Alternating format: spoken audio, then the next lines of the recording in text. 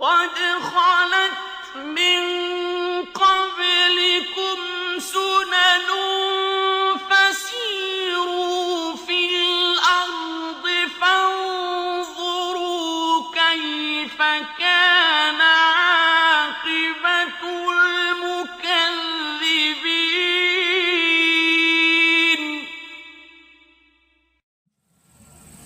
اعوذ باللہ من الشیطان الرجیم.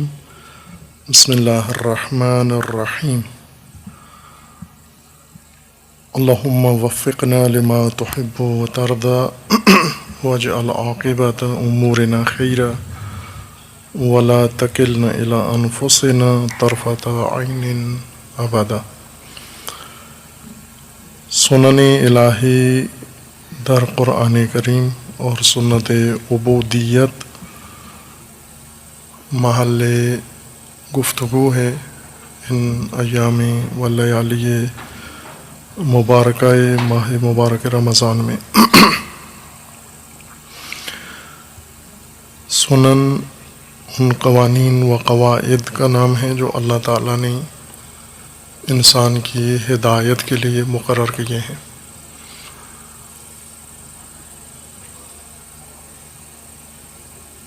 ان قوانین کو انسان نے اختیاراً ارادتاً اپنانا ہے. اس وقت انسان اللہ تعالیٰ کے قوانین اپناتا ہے جب پہلا قانون اللہ کا لاگو کرے اپنے اوپر، اور وہ ہے قانون عبودیت و بندگی. اگر اپنے آپ کو عبد خدا بندہ خدا نہ بنائی، باقی فرمان اللہ کا بجا نہیں لاتا. رسومات سے انسان ہدایت نہیں پاتا، دین سے ہدایت پاتا ہے. مسلمان کے گھر پیدا ہونے سے ہدایت نہیں ہوتی، ہدایت اپنانے سے انسان ہدایت پاتا ہے. جیسے اگر کوئی مریض ہو اور ایسے گھرانے میں رہ رہا ہو جہاں صحت مند ہیں سارے، باقی ٹھیک ہیں، ایک آدمی کو بیماری لگ جائے تو اس پہ خوش نہ ہو کہ چونکہ باقی خاندان ٹھیک ہے تو میں بھی ٹھیک ہو جاؤں گا. پیدائشی طور پر انسان اگر مومنوں کے ہاں پیدا ہو جائے تو اس کا مطلب یہ نہیں کہ مومن ہے، چونکہ جو پرورشی تربیتی امور ہیں وہ اپنانے سے حاصل ہوتے ہیں. تعلیم یافتہ ماں باپ کے ہاں جو بچہ پیدا ہوتا ہے تعلیم یافتہ پیدا نہیں ہوتا، ان پڑھ پیدا ہوتا ہے. لا یعلم شیئا، ذرا برابر اس کو کسی چیز کی خبر نہیں ہوتی. ماں باپ پڑھے لکھے ہیں. اسی طرح اگر ماں باپ دیندار ہوں برفرض اور ان کے ہاں فرزند پیدا ہو، وہ فرزند ہدایت یافتہ نہیں ہوتا، مومن نہیں ہوتا، عبد نہیں ہوتا. اسے خود سے اس مقام پہ پہنچنا ہوتا ہے. جیسے پڑھے لکھے ماں باپ کا بچہ ان پڑھ ہوتا ہے اور خود اسے پڑھنا پڑتا ہے، تعلیم اسے حاصل کرنا پڑتی ہے. اگر خود نہ پڑھے، ماں باپ پڑھے ہوئے ہوں، یہ تعلیم یافتہ لوگوں میں شمار نہیں ہوتا. اگر اس کے نانا دادا بہت بڑے پڑھے لکھے لوگ ہوں اور یہ ان کی اولاد میں سے ہو تو بھی تعلیم یافتہ نہیں سمجھا جاتا. اپنی نسبت و اپنا رابطہ و رشتہ کسی سے بھی جوڑ لے، تعلیم یافتگان میں درج نہیں ہوتا. تعلیم یافتہ اس وقت ہوگا، شمار ہوگا جب تعلیم حاصل کرے گا. اسی طرح ہدایت بھی ہے. اگر انسان ہدایت نہ اپنائے، ہدایت یافتہ نہیں ہوتا. انجام بھی اس کا ہدایت یافتگان والا نہیں ہوگا، گمراہوں کا ہوگا. ہدایت کا پہلا قدم عبودیت ہے، بندگی ہے۔ انسان جب پیدا ہوتا ہے ہدایت کے باب میں عبدیت اس کو حاصل کرنا پڑتی ہے، عابد کے مقام پر پہنچنا ہے اس نے۔ اگر اللہ کی بندگی اختیار نہیں کرے گا یقیناً کسی اور کی کرے گا۔ بندگی کے بغیر چارہ نہیں ہے، اپنے نفس کا بندہ ہو جائے گا، شیطان کا بندہ ہوگا، کسی گمراہ انسان کا بندہ ہوگا، کسی گروہ کا بندہ ہوگا۔ بندگی کے بغیر انسان نہیں رہے گا۔ اسے صرف یہ دیکھنے کہ خدا کی بندگی کرنی ہے یا غیر اللہ کی بندگی کرنی ہے۔ وہ ماہ مبارک رمضان ہے، ماہ بندگی ہے۔ اس کے آداب میں سے ایک روزہ ہے۔ یہ ایک فرمان ہے اللہ کا، یا ایھا الذین آمنوا کتب علیکم الصیام کما کتب علی الذین من قبلکم۔ آپ پر روزہ فرض ہے، بالغ مرد اور عورت پر۔ بالغ مرد 15 سال قمری، یعنی بالغ مرد اس کو کہتے ہیں جو 14 ساڑھے 13 سال کا ہو جائے یا 14 سال کا عیسوی مہینے کے لحاظ سے، سال کے لحاظ سے، یہ شرعی لحاظ سے بالغ مرد سمجھا جاتا ہے۔ اگر آپ جنوری میں پیدا ہوئے ہیں اور اس سال رمضان تک آپ 14 سال کے ہو گئے ہیں تو آپ بالغ مرد ہیں، چونکہ 15 سال قمری لحاظ سے آپ کی 15 سال عمر ہے۔ اور عورتیں 9 سال میں بالغ ہو جاتی ہیں، 9 سال قمری، یعنی 8 سال کی اگر عورت ہو، بچی ہو، وہ بالغ عورت سمجھی جائے گی۔ بالغ خاتون روزہ واجب ہے اس پر۔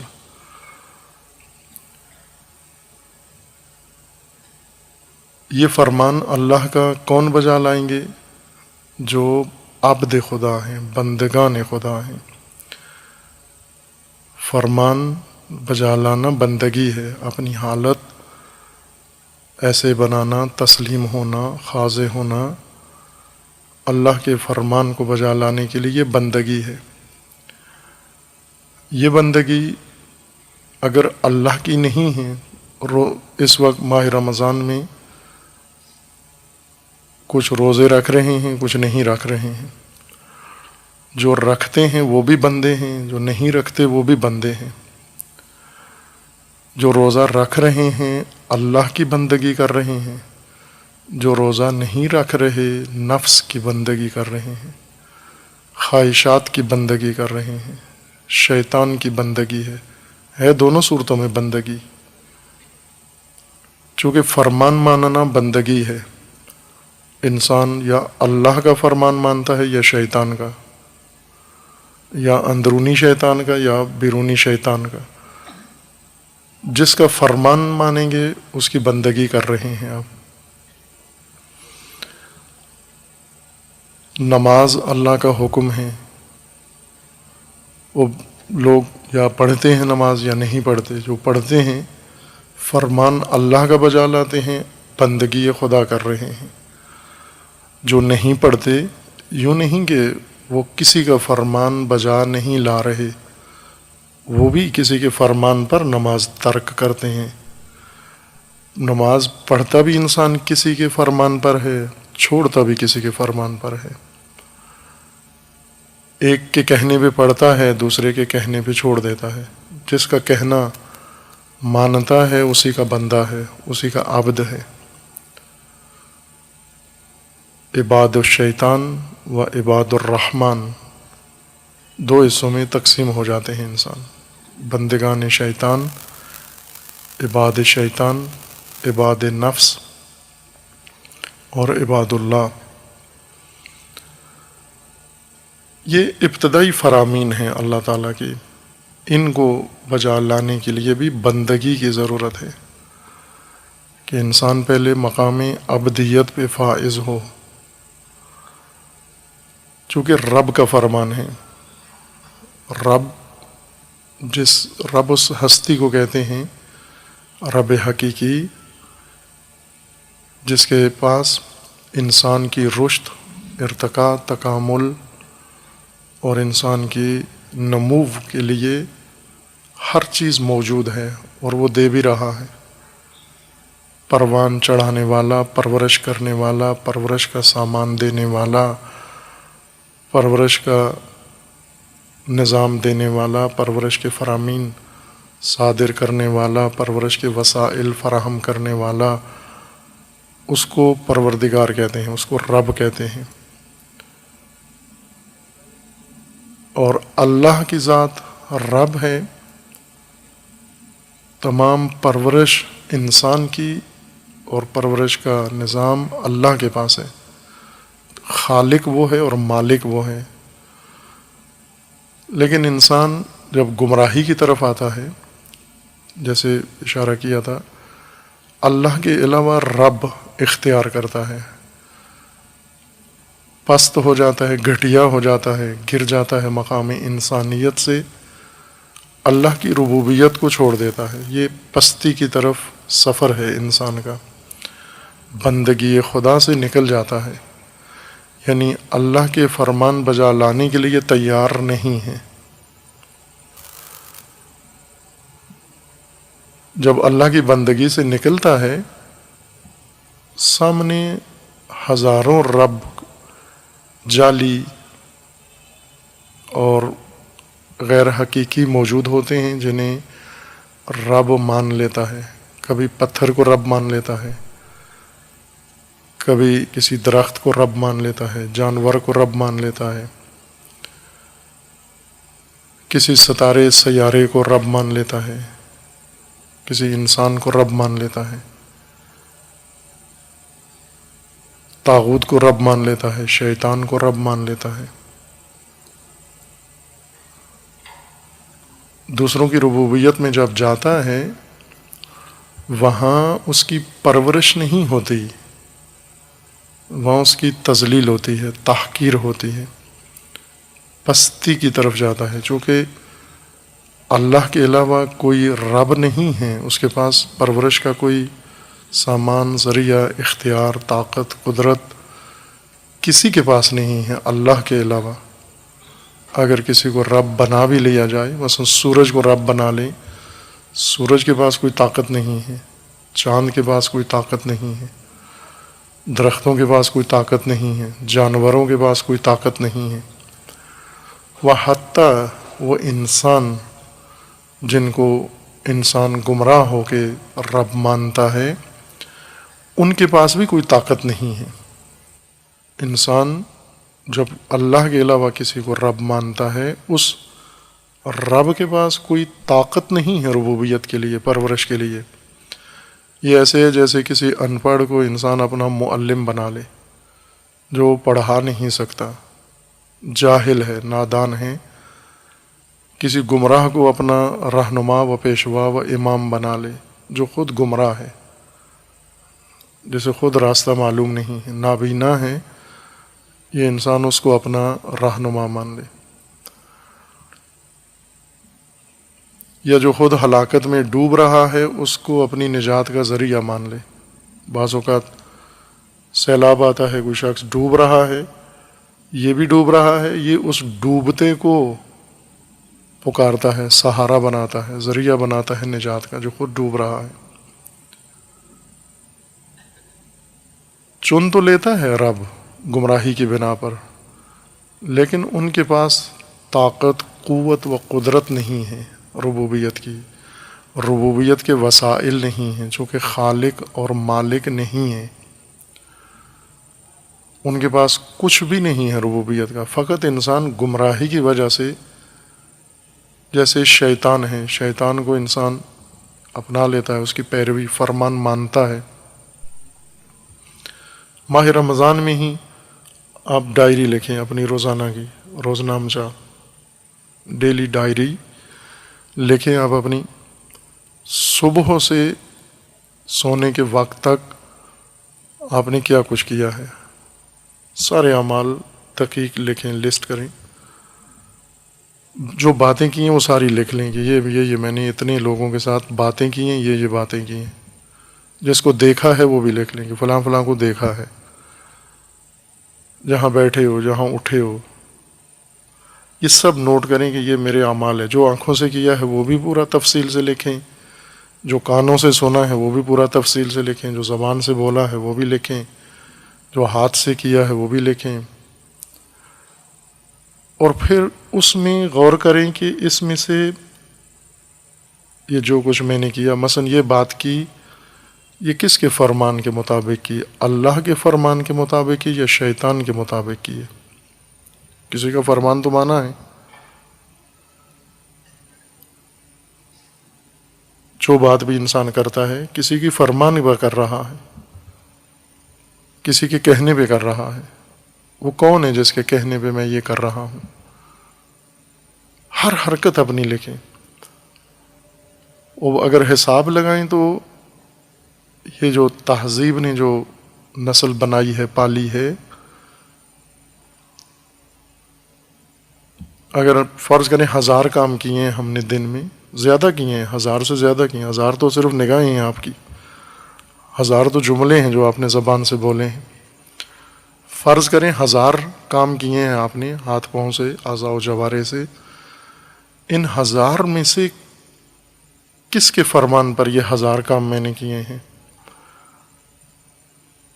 تو متاسفانہ اس میں 990 کام شیطان کے کہنے پہ کیے ہیں. 10 کام زبردستی ایسے ہوں گے جو اللہ کے فرمان پر وہ بھی جبرن کروا دیے گئے ہیں. مثلا نماز کے لیے اٹھایا جاتا ہے، جگایا جاتا ہے، ہانکا جاتا ہے، کھینچا جاتا ہے. جو اللہ کا فرمان مانا ہے وہ کروایا گیا ہے ہم سے، کیا نہیں، وہ بھی خود نہیں کیا. اپنی کارکردگی شمار نہیں ہو رہی، کروا دیا گیا ہم سے. 1000 کام کیے، 10 ان میں سے اللہ کے فرمان تھے اور وہ بھی جبرن کروائے گئے ہیں ہم سے. اگر نہ کروائے جاتے تو وہ 10 بھی ہم کسی اور کے فرمان کے لیے تیار تھے. باقی کس کے فرمان مانے ہم نے؟ باقی کس کی اطاعت کی ہے ہم نے؟ جس کی اطاعت کی ہے، جس کی فرمان بری کی ہے، وہی رب ہے، وہی معبود ہے، اسی کے عبد ہیں، اسی کے بندے ہیں. اور اللہ تعالیٰ کا یہ قانون ہے کہ اپنے بندوں کو مہلت دیتا ہے. وہ مہلت جب گزر جاتی ہے تو پھر انہیں انہی ارباب کے حوالے کر دیتا ہے، انہی کے سپرد کر دیتا ہے کہ ٹھیک ہے آپ اسی کے سپرد رہو. مثلا جو نفس کے بندے ہیں انہیں ایک مدت گزرنے کے بعد اپنے نفس کے حوالے کر دیتا ہے، بندگان نفس کو. وَكَلَهُ اللَّهُ إِلَى نَفْسِهِ. سب سے بدترین مخلوق علی علیہ السلام فرماتے ہیں وہ لوگ ہیں جن کو اللہ اپنے نفس کے حوالے کر دیتا ہے. وَكَلَهُ اللَّهُ إِلَى نَفْسِهِ. اور اسباب ان کے اختیار سے لے لیتا ہے، وسائل لے لیتا ہے ان سے. وسائل ہدایت لینے کو لعنت کہتے ہیں. اردو میں لعنت گالی ہے، مذمت ہے، برا بھلا کہنا ہے، دشنام ہے. لیکن عربی زبان میں گالی نہیں ہے، رحمت کے مقابلے میں ہے. رحمت ہدایت کا وسیلہ دینا، لعنت ہدایت کا وسیلہ لے لینا، واپس لے لینا. جیسے کچھ لوگوں کو کوئی وسیلہ دیا جاتا ہے ان کی ضرورت کا، اگر وہ اس کو نہ سنبھالیں، ضائع کر رہے ہوں، ان سے لے لیا جاتا ہے. لے لینا، محروم کر دینا، دور کر دینا لعنت کہلاتا ہے. اللہ لعن کرتا ہے، خدا لعنت کرے، یہ جو الفاظ ہیں قرآن میں، اس کا مطلب یہ ہے کہ اللہ ان سے ہدایت کے وسیلے ذریعے لے لیتا ہے، انہیں نہیں دیتا وسیلے سے ہدایت کے. یہ ملعون ہیں. ملعون وہ نہیں ہیں جن کو آپ لوگ بے شمار کہتے ہیں. یہ تو ہمارے اپنے جذبات ہیں، احساسات ہیں، ایک امنی ماحول بنایا ہوا ہے. انسان انسانوں کو لعنت کرتے ہیں، یعنی گالی دیتے ہیں. یہ تو فوش ہے، دشنام ہے، اخلاقاً بری بات ہے. کسی دوسرے کو بھی گالی دینا، دشنام دینا، فوش دینے والے کی غلطی ہوتی ہے. جس کو دے رہا ہے اس کے لیے کوئی عیب نہیں ہوتا، دینے والے کا عیب ہوتا ہے. لعن اردو میں دشنام ہے، گالی ہے. ایک دوسرے کو دیتے ہیں لوگ فراوان، بد کلامی، بد زبانی، بد اخلاقی کے طور پر. اس سے کوئی فرق نہیں پڑتا. مثلا ایک انسان دوسرے انسان کو کہتا ہے لعنت ہو تیرے اوپر، نہیں ہوتی اس پر لعنت، صرف یہ خود بد کلام لکھ لیا جاتا ہے، بدتمیز.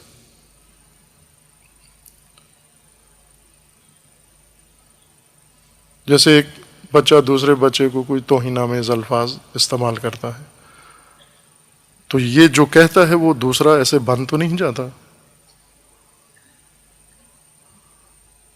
اگر ایک آدمی دوسرے کو کہتا ہے حیوان، جس کو کہہ رہا ہے اس کے کہنے سے تو وہ حیوان نہیں ہو گیا، وہ انسان ہی ہے. یہ خود پست ہو گیا ہے، یہ بدتمیز ہو گیا ہے، یہ بد اخلاق ہے، یہ بد تہذیب ہے، یہ بد تربیت ہے جس کی زبان سے یہ جملہ نکلا ہے. اس پہ کوئی اثر نہیں پڑا. یہ انسانوں کی لعنت ہے. مثلا ایک انسان دوسرے انسان کو لعن کرتا ہے تو لعن کرنے والا بدتمیز شمار ہوتا ہے، جس پہ کرتا ہے اسے کچھ بھی نہیں ہوتا. لعنت حقیقی وہ ہے جو اللہ و ملائکۃ اللہ کرتے ہیں. وہ کیا لعنت ہے؟ ہدایت کے اسباب لے لیتے ہیں ان سے. ایک طالب علم پر لعنت یہ ہے کہ اس کو کلاس سے نکال دیا جائے، یہ لعنت ہے. ملعون انسان جس کو کلاس سے اٹھا کے باہر نکال دیا جائے، جو محروم ہو، کتاب اس سے لے لی جائے، آپ درس میں شرکت نہیں کر سکتے، یہ ہے لعنت. لائن ہدایت کے ذریعے لینے والا، ملعون جس سے لے لیا گیا، محروم کر دیا گیا اس کو. یہ الہی لعنت ہے. انسانی لعنت گالی ہے جو دینے والا بدتمیز شمار ہوتا ہے، بد زبان شمار ہوتا ہے. ہم کسی کو اگر 1000 دفعہ بھی لعن کہیں، 10,000 مل کے بے شمار بھی کہیں، جس کو کہہ رہے ہیں اسے ہم، چونکہ ہم نے اسے دیا ہوا کچھ نہیں تھا تاکہ ہم اسے واپس لیں، صرف اسے برا بھلا کہہ رہے ہیں، مذمت اس کی کر رہے ہیں. تشنیع ہے. تشنیع میں جو کرتا ہے مجرم ہوتا ہے، نہ جس کو گالی دیتا ہے وہ مجرم ہوتا ہے. بری اس کو لگتی ہے جس کو دی جا رہی ہے، لیکن جرم دینے والے کا شمار ہوتا ہے. اللہ جب لعن کرے محروم کر دیتا ہے. خدا کی لعنت کا ایک طریقہ یہ ہے کہ انسان جن کو رب بناتا ہے، چنتا ہے، کچھ عرصے تک مہلت انہیں دی جاتی ہے. کچھ عرصے کے بعد جب دیکھ لیا جائے کہ یہ نہیں باز آتا اور بندگی خدا کی طرف نہیں آ رہا، اس سے وسیلہ ہدایت خدا لے کے اور اس کو اسی رب کے حوالے کر دیتا ہے، اسی کے رحم و کرم پہ چھوڑ دیتا ہے. جو لوگ مویشی پالتے ہیں، ان کے مویشی ادیڑ عمر کو جب پہنچ جاتے ہیں، خصوصاً اگر حلال گوشت نہ ہو، حلال گوشت کو بھی جو پالتو جانور ہیں ذبح نہیں کرتے. کراہت بھی ہے. پالتو جانور جس نے پالا ہے وہ خود ہی اس کو ذبح کر لے، کراہت ہے اس کے اندر. جسے پالا ہے ذبح نہ کرو، خرید کے ذبح کرو. لیکن بعض لوگ کرتے ہیں، یہ ادب ہے ان کے اندر. مثلا اونٹ پالتے ہیں، یہ اونٹ بوڑھا ہو جاتا ہے، اونٹنی بوڑھی ہو جاتی ہے، مسن ہو جاتی ہے، اور ایک وقت ایسا آ جاتا ہے کہ اب وہ سامان اٹھانے کے قابل نہیں ہے. انہیں وہ بیچتے بھی نہیں ہیں، قصائیوں کو نہیں دیتے، چونکہ پالی ہوئی ہے انہوں نے، اور ایک وقت تک ان کی درآمد کا، انکم کا ذریعہ رہی ہے یہ، اسے چھوڑ دیتے ہیں صحرا میں، اپنے حال پہ چھوڑ دیتے ہیں اس کو، چرے چوگے جنگل میں جائے، کھائے پیے، روک ٹوک نہیں ہوتی. اس کو سودا، عرب اس کو کہتے ہیں سودا، یہ سودا ہے، اپنے حال پہ چھوڑی ہوئی چیز. جانوروں کو چھوڑا جا سکتا ہے، زخمی گدھے جن کی پیٹھ زخمی ہو جاتی ہے، سامان اٹھانے کے قابل نہیں رہتے، لنگڑے ہو جاتے ہیں، ان کی کوئی عضو ٹوٹ جاتا ہے، بوڑھے ہو جاتے ہیں، اپاہج ہو جاتے ہیں، انہیں بھی چھوڑ دیتے ہیں. پاکستان میں نہیں، پاکستان میں تو گدھا اس وقت سب سے مرغوب چیز ہے. وہ برگر بنتا ہے اس سے، اور فاسٹ فوڈ جتنا ہے گدھوں سے ہی بنتا ہے سب. یہ گدھوں کو، ہر چیز گدھوں کی پاکستان میں استعمال کر لیتے ہیں، اور وہ لقمہ اثر کرتا ہے نسل کے اندر.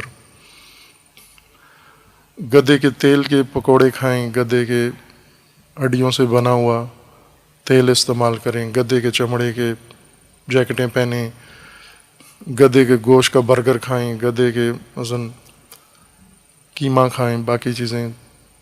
یہ لقمہ پیٹ میں جا کے اثر کرتا ہے، تاثیر ہے اس کی. لیکن بعض علاقوں میں ہے، وہ گدھوں کو جب ادھیڑ عمر کو ہو جاتے ہیں، پیٹھ زخمی ہوتی ہے ان کی، انہیں اپنے حال پہ چھوڑ دیتے ہیں، سامان ان پہ نہیں لاتے. اس کو سودن کہتے ہیں، سودا. قرآن کریم میں ہے کہ خدا آپ کو اپنے حال پہ نہیں چھوڑتا، لیکن یہ اس وقت تک ہے جب تک امید ہوتی ہے ہدایت کی. جب نہ ہو امید، مہلت دے کے اور مایوس ہو جائیں، پھر لعنت کا عمل شروع ہو جاتا ہے اس انسان کے متعلق. جسے مدرسے سے نکال دیا جائے، لعنت کا عمل شروع ہو گیا. جسے کتاب لے لی جائے، جسے استاد اپنے پاس نہ آنے دے، جسے معلم کچھ نہ سکھائے، جسے نہ پڑھائے، جسے منہ موڑ لے، یہ لعنت کا عمل ہے. تدریجاً ایک ایک کر کے وسیلہ ہدایت کا اس سے لیا جا رہا ہے، اور اسے اس کے بجائے اپنے نفس کے حوالے کیا جا رہا ہے. اگر نفس کا بندہ ہے تو نفس کے حوالے کر دیتے ہیں، جو جی میں آئے کرو. اگر شیطان کا بندہ ہے، شیطان کے حوالے کر دیتے ہیں. اگر دنیا کا بندہ ہے، دنیا کے حوالے کر دیتے ہیں. اگر کسی حزب پارٹی کا بندہ ہے، اس کے حوالے کر دیتے ہیں. اگر مال کا بندہ ہے، مال کے حوالے کر دیتے ہیں. لیکن اپنے بندوں کو خدا، جو اللہ کے بندے ہیں، انہیں پروردگار وسیلے ہدایت کے فراہم کرتا ہے، مواقع فراہم کرتا ہے. اس بات پہ آپ کو شکر گزار ہونا چاہیے اللہ کی بارگاہ میں کہ کیا کیا چیزیں سبب بنی کہ آپ اس موسم میں، اس ایام میں، چھٹیوں کے ایام میں، دوسرے پکنک پہ گئے، دوسرے سیر و سیاحت کے لیے گئے، اسی وقت رات کو اس وقت آپ یہاں بیٹھے ہوئے درس قرآن سن رہے ہیں، اور آپ ہی کے محلے کے دوسرے بچے، رشتہ دار یا دوسرے بھائی آپ کے اس وقت کہاں بیٹھے ہوں گے، کیا کر رہے ہیں؟ انہیں اللہ نے ان کے حوالے کیا ہے جہاں اس وقت بیٹھے ہوئے ہیں. آپ کو بھی اللہ نے اسباب ہدایت کے سپرد کیا ہے جہاں آپ بیٹھے ہوئے ہیں. یہ تدبیر الہی ہے.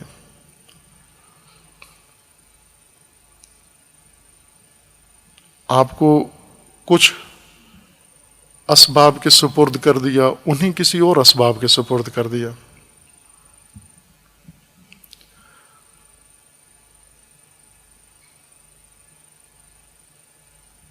بندگی، جیسے اشارہ کیا کہ ماہ مبارک رمضان ماہ بندگی ہے، محکم ہوتی ہے بندگی انسان کی. اللہ کا فرمان بجا لا کر، اللہ کا فرمان بجا لا کر انسان کی بندگی پختہ تر ہوتی ہے، مضبوط ہوتی ہے۔ روزہ رکھنا واجب ہے۔ روزہ بالغ انسان کے لیے، یعنی 13 سے 14 سال کا بچہ اگر روزہ نہ رکھے گناہ ہے، کبیرہ جرم ہے، معصیت، کفارہ ہے۔ ایک روزہ چھوڑنے کا کفارہ ہے۔ کفارہ، اس کفارے سے ہی اندازہ لگا لیں، جو جرمانہ یعنی کہہ لیں، وہ جرمانہ ایک روزے کا، اس سے اندازہ لگا لیں کہ کتنا سخت ہے۔ روزے کا تلافی، ایک روزہ اگر ماہ رمضان کا نہیں رکھا تو اس کے بدلے میں 2 مہینے کے لگاتار روزے رکھنے ہوں گے۔ ایک روزے کے بدلے 60 روزے رکھنے ہیں بغیر وقفے کے، بیچ میں وقفہ نہیں ہوگا، ایک روزے کے بدلے۔ یا 60 فقراء کو کھانا کھلانا ہے، 3 پاؤ کھانا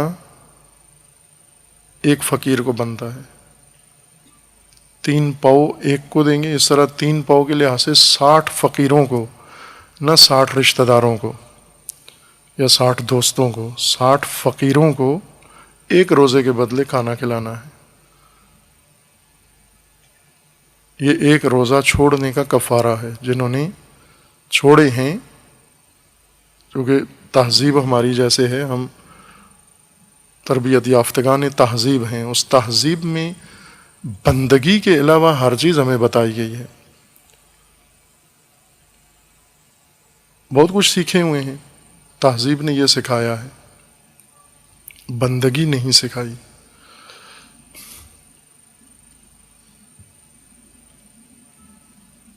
اور روزہ جو چھوڑتا ہے جان بوجھ کے، اس کی سزا ہے۔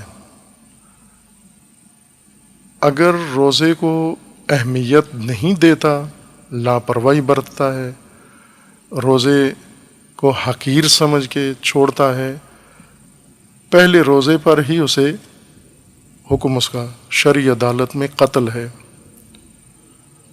اگر روزے کو توہیناً، تحقیراً چھوڑ رہا ہے۔ علی علیہ السلام کے پاس ایک شخص کو لے کر آئے تو علی علیہ السلام نے پوچھا کہ یہ روزہ جو چھوڑا ہے تو گناہ سمجھتے ہو کہ گناہ کیا ہے یا نہیں؟ تو اس نے کہا نہیں، میں نے کوئی گناہ نہیں کیا، روزہ چھوڑ کر نہیں رکھا بس۔ اسی وقت حضرت نے بھیج دیا کہ اس کو قتل کر دو، گردن اڑا دو اس کی جا کر۔ اگر سمجھتا ہے کہ نہ روزہ واجب ہے لیکن نہیں رکھتا، 3 دفعہ اگر مسلسل نہیں رکھتا روزہ، اس کی سزا قتل ہے۔ اگر امیر المومنین کی حکومت ہو، امام عصر کی حکومت ہو، امامت کا نظام ہو، 3 روزے جو مسلسل نہیں رکھتا جان بوجھ کر، اس کی سزا کوڑے نہیں ہے، قتل ہے شریعت میں، شرع میں۔ اتنا سنگین جرم ہے روزہ نہ رکھنا۔ لیکن اس میں قصور ان جوانوں کا نہیں ہے۔ ان کی حالت دیکھ کر بہت رحم آتا ہے، رونا بھی آتا ہے کہ یہ اتنی عمر کو جا پہنچے ہیں، مسلمانوں کے گھر رہتے ہیں، مجلسیں بھی سنتے ہیں، مذہبی پروگراموں میں بھی جاتے ہیں، اس جوان کو ابھی تک یہ نہیں پتا کہ روزہ رکھنا واجب ہے۔ کتنا ظلم ہے یہ، کتنی ستم ظریفی ہے کہ جوان ہو گیا ہے، اس کو ہر چیز کا پتہ ہے، اس کو الیکٹرانک دنیا کی خبر ہے، اس کو الیکٹریکل دنیا کی خبر ہے، اس کو ٹیکنالوجی میں سب کچھ پتہ ہے، اس کو اور معلومات علمی غیر علمی فراوان ہیں، ہر چیز جانتا ہے، اللہ کا فرمان نہیں جانتا۔ صرف یہ چیز نہیں جانتا،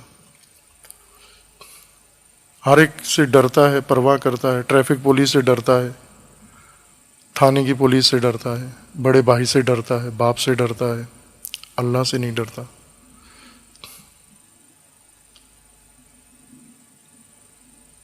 یہ کیوں ہوا؟ مسلمان گھرانوں میں، مومن گھرانوں میں یہ حالت ہے اگر، تو غیر مومنین کا کیا حال ہوگا؟ یہ یہاں سے ایک بگاڑ پیدا ہوا کہ رب کی بندگی کے بجائے دوسروں کی بندگی ہوئی ہے اور کروائی گئی ہے۔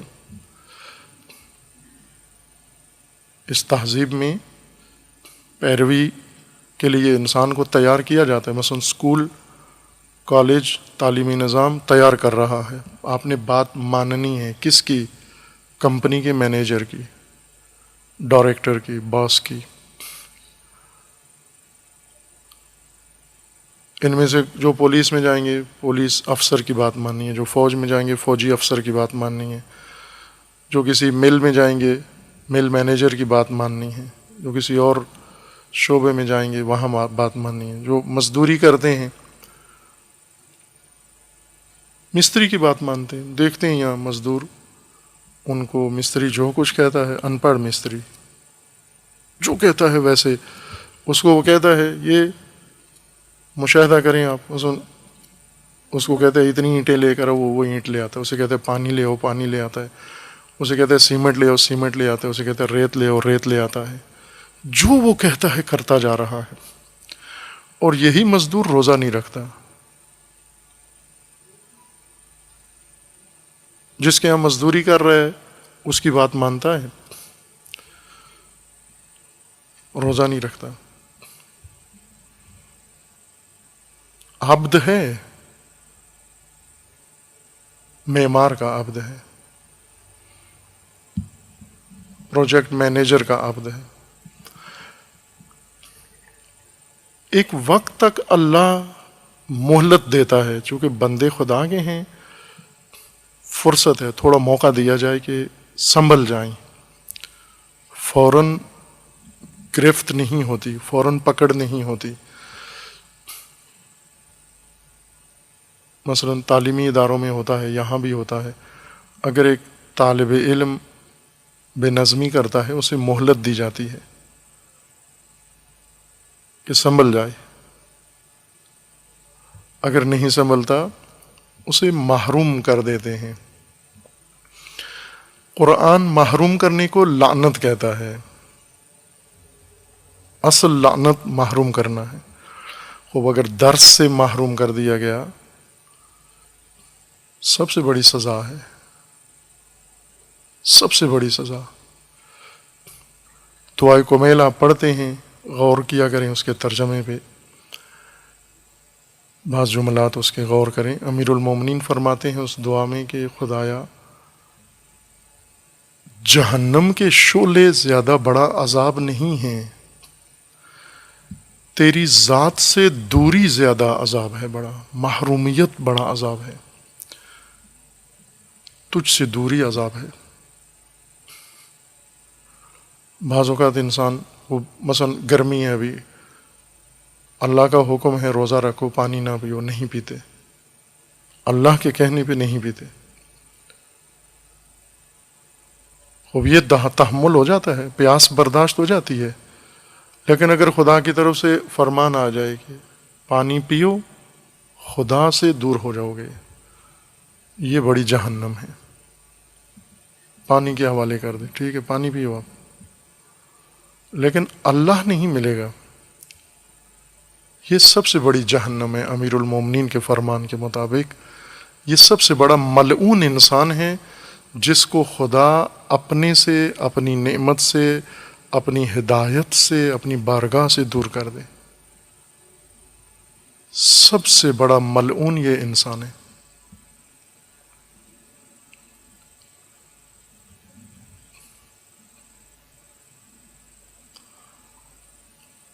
کیوں ہوتا ہے اللہ کی نعمتوں سے انسان محروم و ملعون بن جاتا ہے بارگاہ خدا میں؟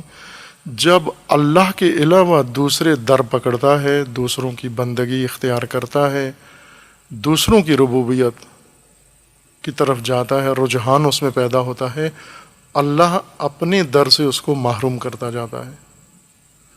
مشرک کے بارے میں اللہ کا فرمانا ہے کہ اگر کوئی شخص عمل کرے، مشرکانہ عمل کرے، ریا کے ساتھ عمل کرے،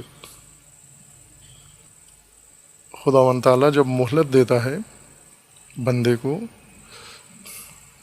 کہ سنبھل جائے اور رک جائے، لیکن جب وہ اطاعت نہیں کرتا، اسی وسیلے کے سپرد خدا اس کو کر دیتا ہے جس کے فرمان بری کر رہا ہے۔ مثلا کتنے ایسے لوگ ہیں جن کو اپنے دفتر کے مینیجر کے حوالے اللہ نے کر دیا ہے کہ تو بندہ مینیجر ہے بھی، تو اس ڈائریکٹر کا بندہ ہے، تو اس کمانڈر کا بندہ ہے، تو اس افسر کا بندہ ہے، اللہ کا بندہ نہیں ہے۔ افسر رات کو فون کرے اٹھ جاتا ہے، دن کو فون کرے اٹھ جاتا ہے، کوئی فرمان دے سلوٹ کر کے اس کو بجا لاتا ہے، اللہ کے فرمان کے لیے حاضر نہیں۔ یہ سب سے بڑا ملعون انسان ہے جس کو اللہ نے اپنے وسیلوں سے محروم کر کے اور ان وسیلوں کے سپرد کر دیا ہے جن کی یہ فرمان بری کرتا ہے، جن کی اطاعت کرتا ہے۔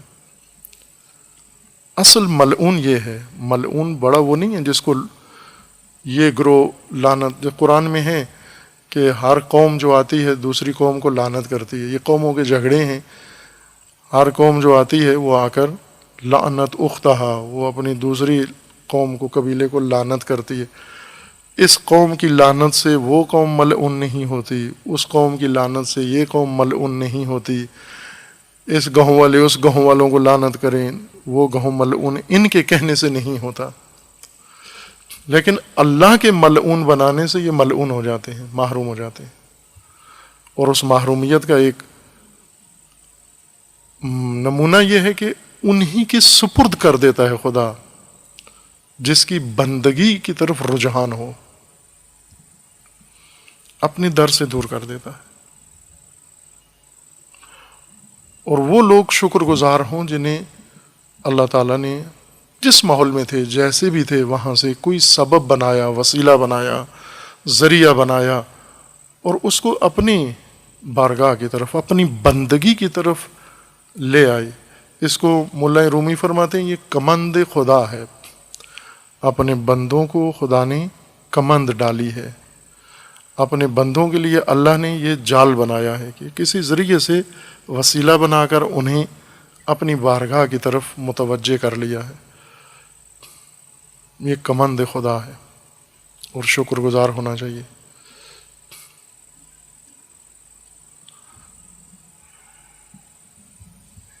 یہ جوانان سنجیدگی اختیار کریں جو بالغ ہو گئے ہیں۔ روایات میں ہے کہ بچہ جب 12-10 سال سے اوپر ہوتا ہے، ماں باپ تنبیہ کر کے اس سے عبادت کروائیں۔ یہ مشق ہے عبادت کی۔ ماں باپ کے فرائض میں سے ہے کہ اگر تنبیہ بھی کرنی پڑے کر کے اس کو عبادت کروائیں، نماز پڑھوائیں، وضو کروائیں اور روزہ رکھوائیں، اسے جتنا رکھ سکتا ہے نابالغ، جتنا مقدور ہے اس کے لیے۔ جو بہت چھوٹے ہیں، 10 سال سے چھوٹے، وہ شوقیہ رکھنا چاہتے ہیں رکھیں، نہیں رکھ سکتے ان پہ نہیں ہے جبر، لیکن 10 سال سے جو اوپر ہیں انہیں والدین اکسائیں، شوق دلائیں، ترغیب دلائیں کہ یہ رکھیں، یہ عبادتیں کریں۔ لیکن جو بلوغ تک پہنچ جاتے ہیں انہیں ہر صورت میں والدین پابند بنائیں عبادت کا، بندگی کا۔ جو بلوغ تک ہیں، بالغ جو 13-14 سال کے درمیان ہیں، یہ سب بالغ ہیں، شرعی لحاظ سے بلوغ کی عمر ہے ان کی۔ ان پر روزہ واجب ہے، نماز واجب ہے، تمام شرعی واجبات ان پر لاگو ہیں، تمام محرمات ان کے لیے ممنوع ہیں جو بلوغ تک پہنچ گئے ہیں۔ لیکن بتانے والا کوئی نہیں تھا۔ جن ارباب کے اختیار میں تھے ان ارباب نے ظلم کیا ہے۔ ابھی روایت پڑھوں گا آپ کی خدمت میں، امام عسکری علیہ السلام کی کہ کتنا بڑا ظلم شیعوں پر ان ارباب نے کیا ہے، اور کیا حالت بنا دی ہے، وہ حالت جو آج دیکھ کے رونا آتا ہے اپنی ہی قوم کے ان جوانوں کو جنہیں ابتدائی احکام نہیں پتہ، بنیادی چیزیں نہیں پتہ دین کی۔ ان ارباب نے کیا ظلم کیا ہے اس قوم کے اوپر، الف نہیں پڑھا سکے دین کی، بے نہیں پڑھا سکے دین کی، لیکن خرافات ساری بتائی ہیں، رسومات ساری بتائی ہیں، اور من گڑھت چیزیں اپنی طرف سے گھڑ کے سب بتائی ہیں، ازبر ہیں، دین کی ابجد بھی نہیں پتہ۔ یہ ان ارباب کا قصور ہے جن کی طرف اس روایت میں اشارہ ہوگا۔ بندگی خدا سے انسان نکلتا ہے جب دوسرے ارباب چن لیتا ہے۔ ارباب کے درجے ہیں، پتھر، حجر، شجر، مدر، یہ ساری چیزیں انسان نے پوجا کی ہے ان کی، اور قرآن کا فرمان ہے کہ یہ لا ینفع ولا یضر،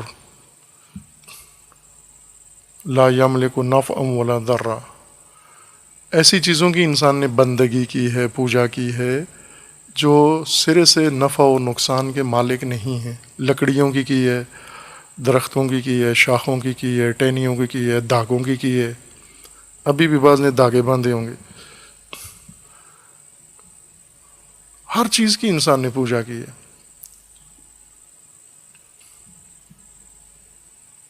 ایک کاروان زیارتی ایک جگہ سے گزر رہا تھا، میں خود اس میں شامل تھا، موجود تھا۔ کسی نے مذاق کے طور پر کاروان والوں سے گزرتے ہوئے، ساتھ ایک جھاڑی تھی راستے میں، اور مذاق کے طور پر کسی کاروان کے ایک شخص نے ان کاروان والوں سے کہا کہ اس جھاڑی کے ساتھ اگر کوئی گرہ باندھے تو اس کی مراد پوری ہوتی ہے۔ سارا کاروان روک کے وہیں گرہ باندھنا شروع ہو گیا جھاڑی کے ساتھ۔ تو جس نے یہ مذاق کیا تھا وہ کھڑا ہوا دیکھ رہا تھا، معزوز ہو رہے ہیں کہ یہ کاروان سارا جھاڑی کے ساتھ کیا کر رہا ہے۔ ایک بڑھیا آئیں اور انہی کو کہنے لگی کہ بیٹا میں گرہ نہیں باندھ سکتی، میری طرف سے تو گرہ باندھ دے ادھر۔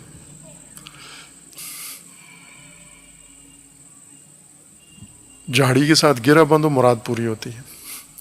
مذاقن کہا، اتنا تمایل ہے انسانوں کا، رجحان ان امور کی طرف، جھاڑیوں کی طرف، درختوں کی طرف، پتوں کی طرف، لکڑیوں کی طرف، مورتیوں کی طرف۔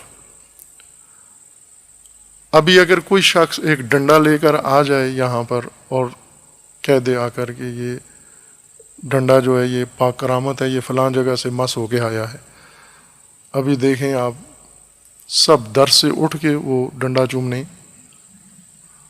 چلے جائیں گے، قرآن چھوڑ دیں گے، درس چھوڑ دیں گے، کلاس چھوڑ دیں گے، ہر چیز چھوڑ دیں گے، اس کی طرف چلے جائیں گے۔ پتھر انسان نے پوجا کیے ہیں، جانور انسان نے پوجا کیے ہیں، یہ رب ہیں، لیکن قرآن کا فرمان ہے کہ مضر نہیں ہے، خطرناک نہیں ہے، انسان پست ہو جاتا ہے، لیکن یہ نہیں ہے خطرناک رب۔ ارباب خطرناک میں قرآن نے ان کو نہیں سمجھ، بلکہ فرمایا لا یملک نفعا ولا ضرا، یہ نہ نفع پہنچا سکتے ہیں نہ ضرر پہنچا سکتے ہیں، چونکہ بے زبان جھاڑیاں ہیں، بے زبان درخت ہیں، بے زبان پتھر ہیں، بے زبان مورتیاں ہیں، بے زبان ڈھانچے ہیں، بے زبان کپڑے ہیں، یہ کیا کسی کو کہہ سکتے؟ کچھ بھی نہیں کہتے۔ بے زبان انگوٹھیاں ہیں، یہ کسی کو کیا دے سکتی ہیں؟ ان سے زیادہ خطرناک جانور ہیں جن کو انسانوں نے پوجا کی ہے، یہ خطرناک ہے، کیونکہ لات مار سکتا ہے اور کوئی نقصان پہنچا سکتا ہے۔ جانور ہے چونکہ اگر بگڑ جائے، بپھر جائے تو مثلا گائے، کسی شخص نے کہا کہ وہ پوچھا اس نے کہ والد صاحب، تو اس نے کہا وہ وفات پا گئے، تو کہا کیسے وفات ہوگی؟ کہا دودھ پیتے ہوئے ان کی وفات ہو گئی۔ اس نے کہا یہ نہیں سنا تھا کبھی کہ دودھ پیتے ہوئے کوئی فوت ہو جائے. اس نے کہا کہ وہ ہوا اس طرح کہ وہ گائے کا دودھ پی رہے تھے, گائے بیٹھ گئی اوپر ان کے, اس طرح ان کی وفات ہو گئی.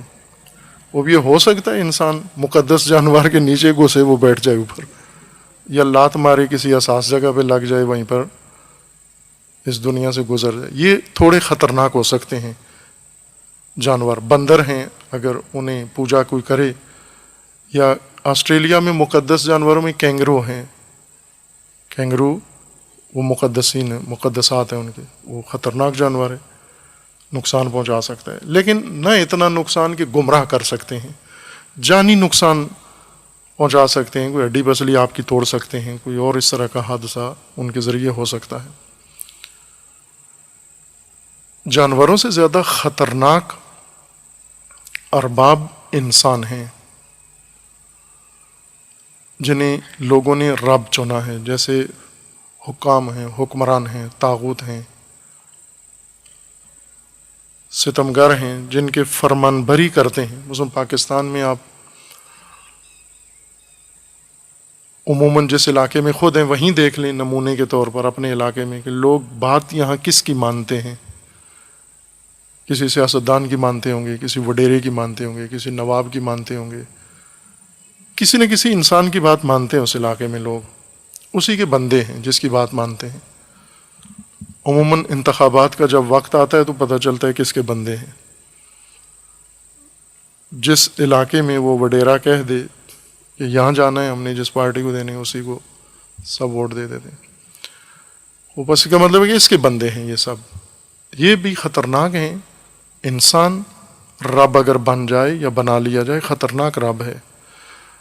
یہ ان سے بڑے خطرناک وہ رب ہیں جو انسانوں نے چنے ہیں یا خود بنے ہیں انسانوں کے اوپر رب بن کر مسلط ہوئے ہیں, جیسے فرعونہ ہیں.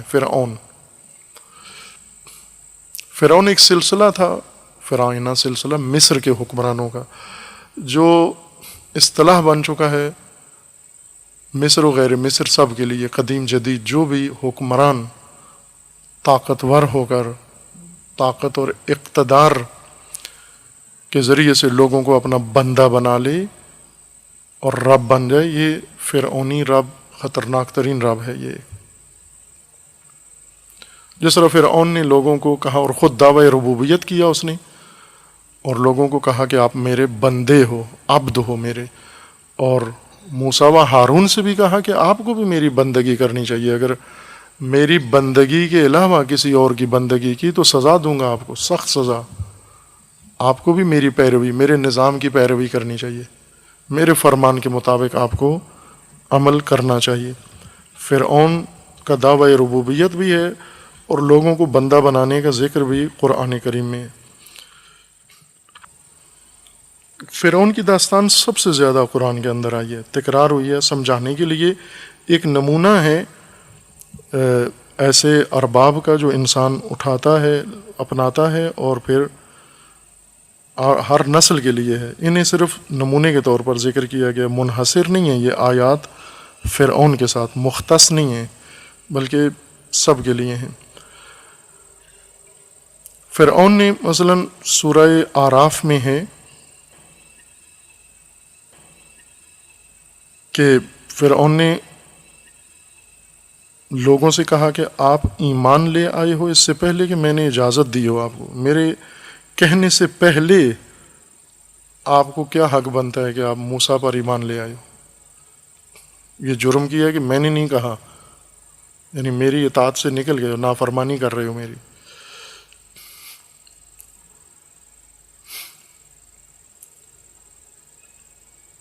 فرعون کے بارے میں قرآن کا فرمانا ہے کہ اس نے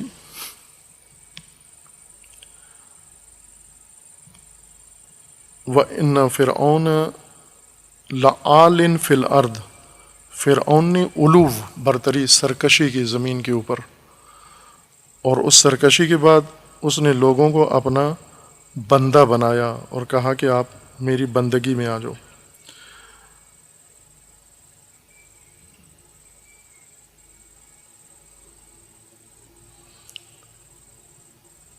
فرعون نے بنی اسرائیل کو بھی اپنا بندہ بنایا ہوا تھا, غلام, اور آل فرعون کو بھی اپنا غلام بنایا ہوا تھا، 2 قومیں تھیں، اور موسیٰ سے بھی تقاضا کر رہا تھا کہ آپ بھی میری بندگی کریں، اور میرے علاوہ اگر آپ نے کسی اور کو رب مانا تو آپ کو سزا ملے گی۔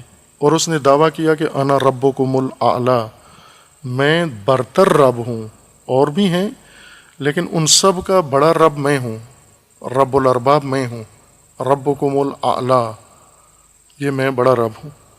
اب یہ فرعون کی ربوبیت کا دعویٰ ہے، فرعون کا لوگوں کو اپنے بندگی پہ اکسانا اور مجبور کرنے کا واقعہ قرآن کریم میں متعدد آیات کے اندر موجود ہے۔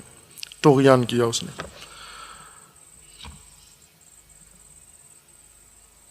اور فرعون سے بدتر ارباب،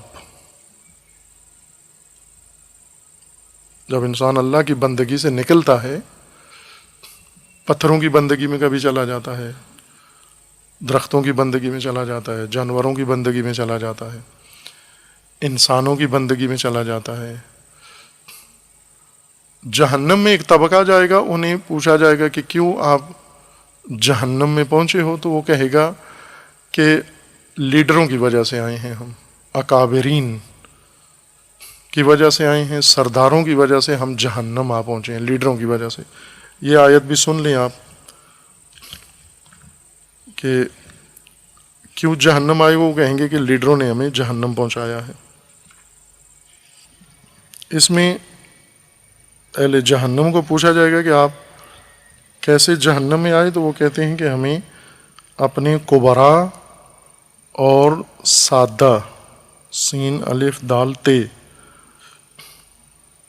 ان کی وجہ سے ہم جہنم میں آئے ہیں۔ سورہ احزاب آیا 67، آیا 67 سورہ مبارکہ احزاب۔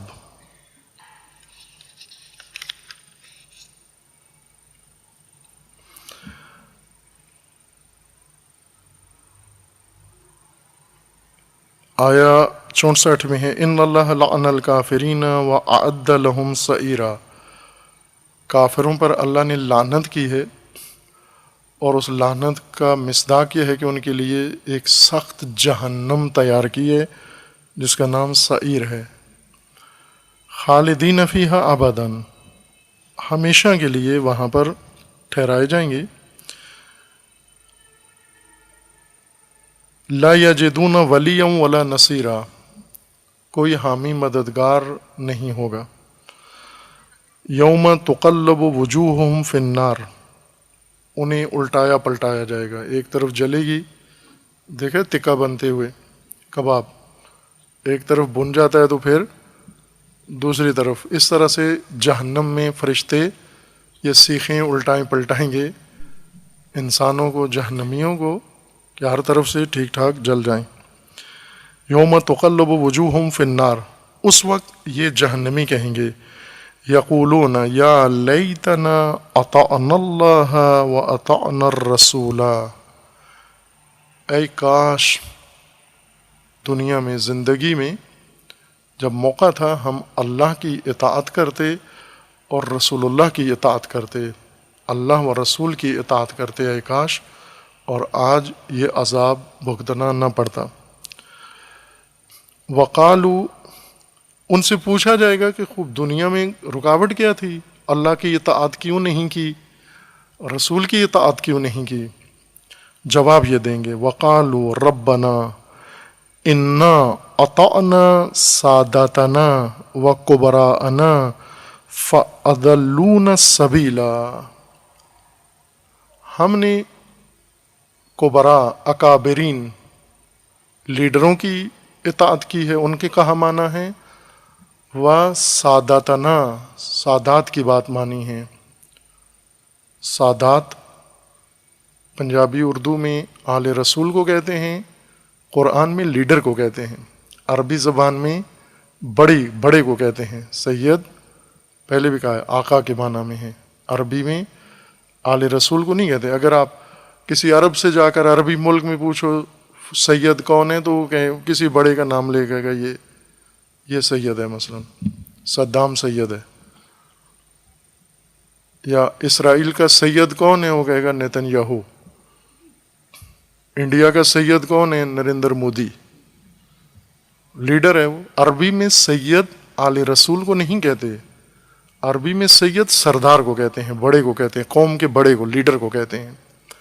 کبرا یعنی بڑے لیڈر، اکابرین. یہ جہنمی جہنم میں کہیں گے اے کاش ہم نے اللہ اور رسول کی اطاعت کی ہوتی. اب سوال یہ کیا جائے گا کہ کیوں نہیں کی، کیا رکاوٹ تھی؟ اللہ اور رسول کی اطاعت میں مانے کیا تھا؟ تو جواب یہ دیں گے کہ ہم نے انا اطعنا کبراءنا و سادتنا، انا اطعنا سادتنا و کبراءنا، ہم نے اپنے لیڈروں کی اطاعت کی، ہم نے اپنے بڑوں کی اطاعت کی، اپنے گروہ کے بڑے کی اطاعت کی، قبیلے کے بڑے کی اطاعت کی، قوم کے بڑے کی اطاعت کی. فَأَضَلُّونَ السَّبِيلَ، انہوں نے گمراہ کیا، اللہ کی اطاعت سے نکال کر ہمیں اپنی اطاعت میں لے آئے. ان کی ثوابدید پر ہم چلتے رہے، یہ فیصلے کرتے تھے ہمارے، یہ رہنما بنے ہوئے تھے ہمارے. ربنا، اور یہی عوام جہنم میں پہنچ کر، لیڈروں کے ہاتھوں جہنم میں پہنچی ہوئی عوام جمہور اب خدا سے ایک جمہوری مطالبہ کریں گے وہاں پر. کیا؟ ربنا اعطہم ضعفین من العذاب والعنہم لعنا کبیرا، کہ اے پروردگار ہمارے پالنے والے، ان وڈیروں کو، لیڈروں کو، ان رہنماؤں کو جو اکابرین ہیں ہمارے بڑے، ان کو دوہرا عذاب کر، دو گنا عذاب کر. ایک عذاب یہ کہ یہ خود گمراہ تھے، اور ایک عذاب اس وجہ سے کہ انہوں نے ہمیں بھی گمراہ کیا ہے، ساتھ عوام کو بھی گمراہ کیا ہے. اور ان پر لعنت کر، لعنن کبیرہ، بڑی لعن کر ان کے اوپر. اب یہ سورہ احزاب میں ہے کہ انسان اللہ کو و رسول کو چھوڑ کر کچھ شخصیتوں کو، کبرا و سادہ، سید کی جمع ہے سادات، ساداتنا، ہم نے اپنے بڑوں، اپنے وڈیروں اور اپنے اکابرین کی اطاعت کی ہے. جہاں وہ بلاتے تھے ہم پہنچ جاتے تھے، جہاں اللہ کا حکم تھا وہاں نہیں جاتے تھے، جہاں رسول اللہ کا فرمان تھا وہاں نہیں جاتے تھے. اس لیے انہیں دوہرا عذاب فرما. سورہ آل عمران جہاں آیات بیان ہو رہی ہیں آپ کی خدمت میں کہ فرعون سے بدتر ارباب یہ ہیں، ان کو لعنن کبیرہ کرنی ہے. ان کا یہ کہنا ہے کہ یہود کی گمراہی کا ذکر ہے، ان کی اہل کتاب کی گمراہی کا ذکر ہے کہ انہوں نے فرعون سے بدتر ارباب اختیار کیے ہیں. توجہ فرمائیں، فرعون اور بدتر از فرعون ارباب. فرعون رسولوں کے، نبیوں کے مقابلے میں ہوتا ہے، وہ رب جو رسول کے مقابلے میں چنا جاتا ہے، رسول کو چھوڑ کر اسے چنا جاتا ہے.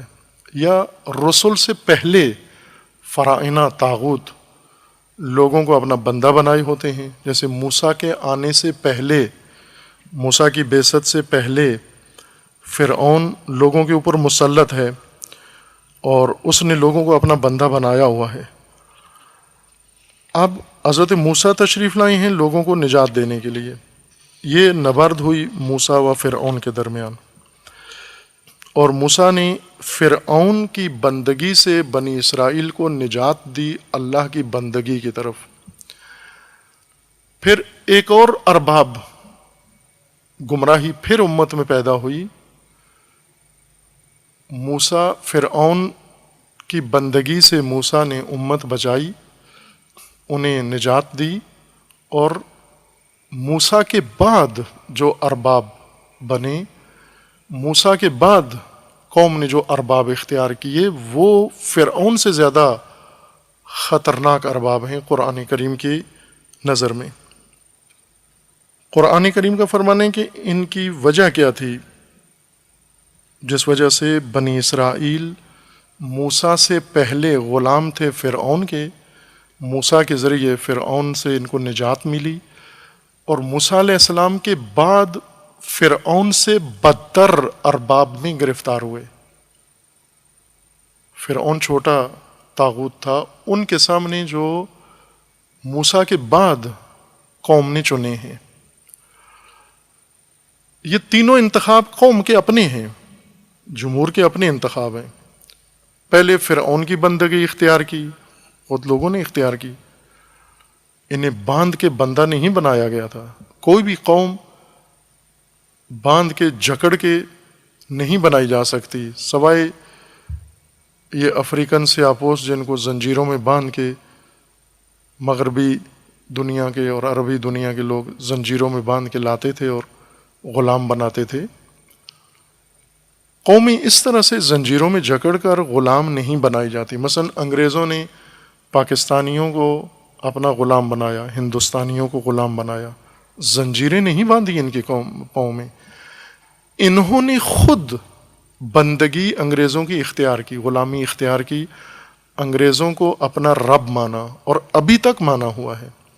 ابھی بھی بر صغیر کے جتنے باشندے ہیں، ہندو ہوں یا مسلم، یہ مندر و مسجد میں آگے لڑ پڑتے ہیں، ورنہ انگریز پرستی میں متفق ہیں، متحد ہیں، وحدت ہے ان عبادت گزاروں کے اندر اور ان بندگان برطانیہ کے اندر، وہاں کوئی اختلاف نہیں ہے ان کا۔ ایک تنظیم ہے، عالمی تنظیم چند ممالک کی، جسے دولت مشترکہ کہا جاتا ہے۔ نام سنا ہے کبھی؟ دولت مشترکہ، اس کا مادری زبان میں کیا نام ہے؟ جی، کامن ویلتھ۔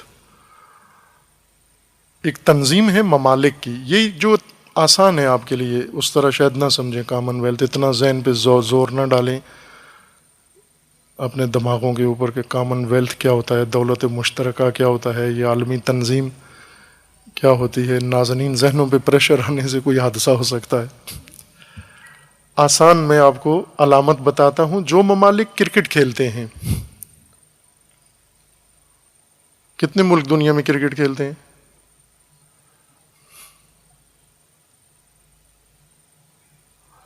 یہ وہی ممالک ہیں۔ جتنے ممالک دنیا میں کرکٹ کھیلتے ہیں، یہ سب دولت مشترکہ کے اعضاء ہیں، ممبران ہیں۔ یورپ میں فقط ایک ملک کرکٹ کھیلتا ہے پورے یورپ میں، کون سا ہے؟ برطانیہ۔ باقی کوئی ملک کرکٹ نہیں کھیلتا۔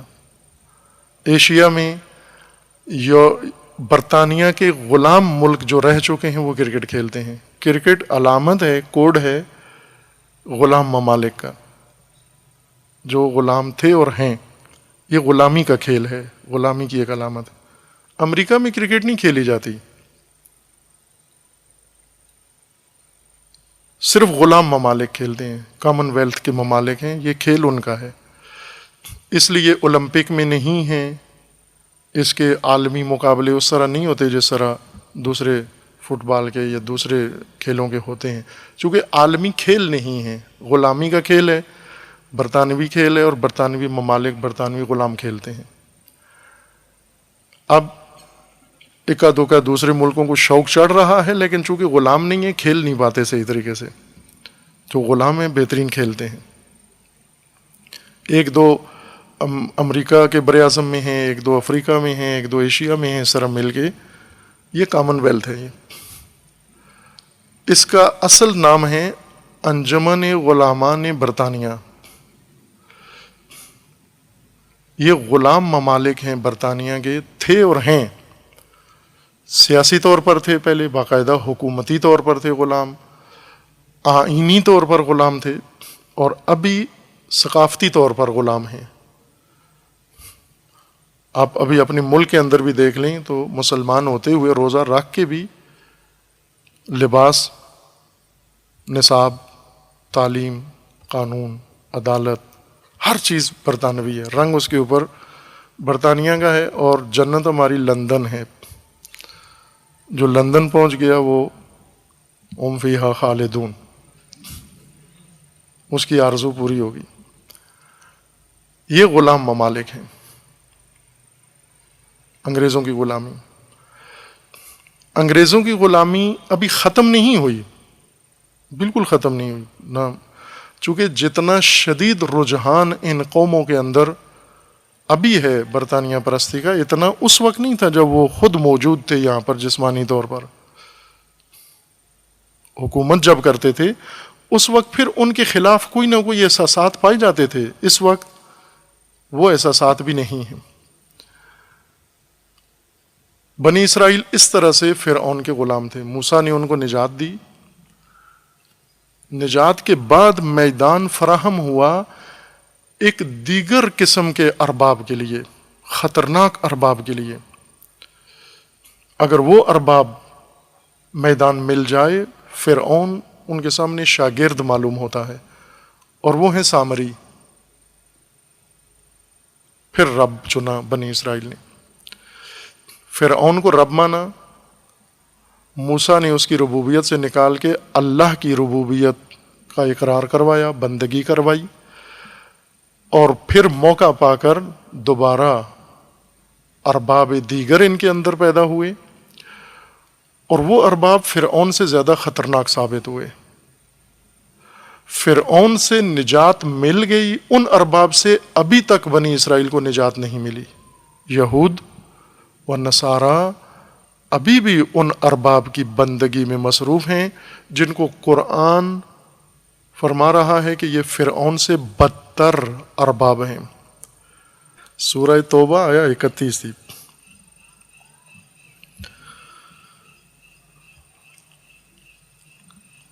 بلے قالت الیہود عزیر ابن اللہ وقالت النصارى المسیح ابن اللہ ذلك قولهم بافواہہم یضاہرون قول الذین کفروا من قبل قاتلهم اللہ انا یؤفکون۔ اس سے پہلے آیا 29 میں ہے، آیا 28 میں ہے، یا ایھا الذین آمنوا انما المشرکون نجس فلا یقربوا المسجد الحرام بعد عامهم ھذا وَإِنْ خِفْتُمْ عَيْلَةً فَسَوْفَ يُغْنِيكُمُ اللَّهُ مِنْ فَضْلِهِ إِنْ شَاءَ إِنَّ اللَّهَ عَلِيمٌ حَكِيمٌ قَاتِلُوا الَّذِينَ لَا يُؤْمِنُونَ بِاللَّهِ وَلَا بِالْيَوْمِ الْآخِرِ وَلَا يُحَرِّمُونَ مَا حَرَّمَ اللَّهُ وَرَسُولُهُ وَلَا يَدِينُونَ دِينَ الْحَقِّ مِنَ الَّذِينَ أُوتُوا الْكِتَابَ۔ پہلے مشرکین کا ذکر ہے، پھر اہل کتاب۔ فرق یہ ہے، مشرک یعنی بے دین لوگ، اہل کتاب دیندار لوگ، مذہبی لوگ۔ پہلی گمراہی بت پرستوں کی ذکر کی، بے دینوں کی، دوسری دینداروں کی، کہ یہ جو دیندار بنے ہوئے ہیں ان کی حالت دیکھیے کیا ہے۔ دیندار یہ ہیں، قاتل الذین لا یؤمنون باللہ، آپ قتال کرو ان لوگوں کے ساتھ جو ایمان نہیں رکھتے اللہ پر و یوم آخر پر، اور جو چیزیں اللہ نے حرام قرار دی ہیں وہ رسول نے انہیں حرام نہیں مانتے۔ مثلا اللہ نے روزہ کھانا حرام قرار دیا ہے اور یہ اس کو حرام نہیں سمجھتے۔ یہ دیندار ہیں، مذہبی ہیں، لیکن جس کو اللہ نے حرام قرار دیا ہے اسے حرام نہیں سمجھتے۔ کیا کرو ان کو؟ قاتل الذین لا یؤمنون باللہ ولا بالیوم الآخر ولا یدینون دین الحق، اور دین حق بھی اختیار نہیں کیا۔ دین کیا اختیار، دین ہے ان کے پاس، دین حق نہیں ہے، ناحق دین انہوں نے لے لیا۔ من الذین اوتوا الکتاب، ان کے ساتھ قتال کرو، دباؤ ڈالو، یؤتوا الجزیۃ عن ید وہم صاغرون، ان کی تحقیر کرو، حقارت کے ساتھ رہیں۔ جو اللہ کے حرام کی ہوئی چیز کو حرام نہیں مانتے، حقارت کے ساتھ رہیں، برابر نہ ہو۔ روزہ خور تحقیر کرو اس کی، حقارت سے رہے، ادھر عزت کے ساتھ نہ رہے روزہ خور۔ کیسے ہو سکتا ہے کہ مومن کی بھی وہی عزت ہو اور جو حرام خدا کو حرام نہیں سمجھتا وہ بھی ایک جیسا ہو؟ جمہوریت میں ایک جیسے ہیں۔ جمہوریت میں جو ووٹ ہے، فاسق ہے، فاجر ہے، بے دین ہے، طاغوت ہے، کوئی فرق نہیں پڑا. ووٹ ہے تو ٹھیک ہے، بھائی ہے ہمارا سیاسی اتحادی ہے، پارٹی ممبر ہے، ہمارا ساتھی ہے. لیکن دین میں نا مومن کا بھائی فاسق نہیں ہو سکتا، اگرچہ ایک ماں باپ سے ہی کیوں نہ ہو. اگر ایک بھائی فاسق ہے، ایک مومن دیوار کھڑی کر دو آگے، ایھا الفاسق، میرا تجھ سے کوئی رابطہ نہیں ہے. گھر میں ایک مومن آ جاتا ہے، ایک فاسق آ جاتا ہے، دونوں کو ایک جیسی چائے پلاتے ہیں آپ. قرآن کہتا ہے تحقیر کرو ان کی. جو مومن نہیں ہے، حرام خدا کو حرام نہیں مانتا، واجب کو واجب نہیں مانتا، ان کو کیوں احترام دیتے ہو؟ اس کے بجائے ایک فقیر آدمی ہے لیکن حرام خدا کی پاسداری کرتا ہے، اس کا احترام کرو، اس کی تعظیم کرو. قرآن فرماتے ہے یتیم کی تعظیم کرو، تکریم کرو. چونکہ احترام دین سے آتا ہے. جو دین ہی چھوڑ رہا ہے اس کا کیا احترام ہے؟ حرمت دین سکھاتا ہے نا. ماں باپ کی حرمت دین نے بتائی ہے، بہن بھائی کی حرمت دین نے بتائی ہے، مومن کی حرمت دین نے بتائی ہے. تو اگر انسان دین ہی چھوڑ دے تو اس کی کیا احترام رہ جاتا ہے پیچھے؟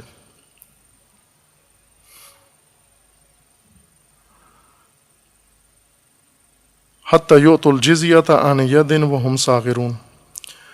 یہود کہہ رہے ہیں عزیر ابن اللہ ہے، مسیح کہتے ہیں عیسیٰ ابن اللہ ہے.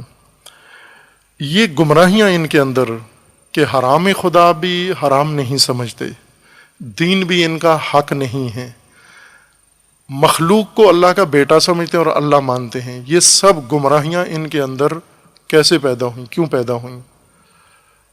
اس لیے کہ انہوں نے فرعونوں سے زیادہ خطرناک رب اپنائے ہیں. اتخذوا احبارهم ورهبانهم اربابا من دون اللہ. حبر اور راہب رب بنائے ہیں انہوں نے، اپنے احبار کو بھی رب مانا اور اپنے رہبان اور راہبوں کو بھی رب مانا.